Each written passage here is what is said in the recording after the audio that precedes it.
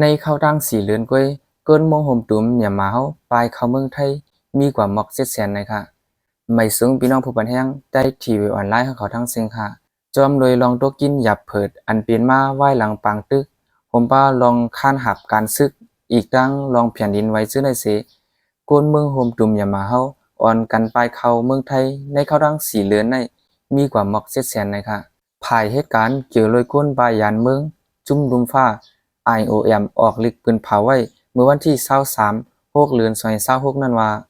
เตียวเรือนทวน1ต่อถึงเรือนทวน4ในเข้าดัง4เรือนในก้วยกวนเมืองห่มตุ่มยามมาเฮาไปเข้าเมืองไทยมีกว่าหมอก7แสนในค่ะในนั้นหมอก3แสนในเปลี่ยนกวนอันอำนี้ไว้ฟางอันอำนี้วัดในเขากำพองก็สิไปเข้ากว่าทางตั้งเมืองมาเลเซียก็มีในค่ะโดยการลองได้อำไปหูหัวย่อยมันค่ะอันตาได้เก็บเส้นไหมมันก็ดึงมีรองหยาบเพิดอยู่ในเขาเจ้าหน้าที่เมืองมาเลเซียเขาปืนเผาไว้ได้ก็เดี๋ยวเรือนทวน1ต่อถึงเดือนธันวาในปี2026ในได้ก็กวนเมืองโฮมตุมอย่ามาเฮาไปเข้าเมืองมาเลเซียมีกว่า3ปากปลาย11ก็จอมเลยเอามุคติ51อันเลยค่ะหรือนั่นจื้อไปเข้ากว่าตั้งเมืองบิงกลาเทศก็มีจอมหนัง IOM แต่บอกว่ากวนเมืองโฮมตุมอย่ามาเฮาอันเพียวกว่าที่เมืองบิงกลาเทศและตั้งเจ้าโรฮิงญาเขาในคำนำปังลายสิลักเข้ากว่าตั้งเมืองมาเลเซียและเมืองอินโดนีเซียแทงในเข้าดัง4เดือนปีในก็มีกว่า4เฮงไปนะคะ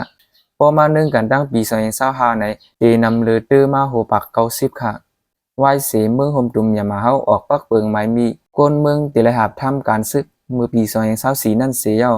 ก้นหนุ่มจื้อปานในเส้นไม้ไม่ใจลองห่มรวมแลอีกตั้งนาการตางานเส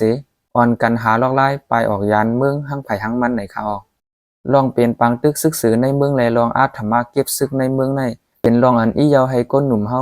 ไปออกยานเมืองตาหากินเลี้ยงต้องหั่งไผ่หั่งมันเลยเปิดด่านไล่ลองรอเลี้ยวหั่งไผ่หั่งมันไหนค่ะออกขอคันยินชมขอบใจพี่น้องผู้บันแฮงได้ทีวีออนไลน์ของเขาทั้งเซิงค่ะในซึ่งค่ะ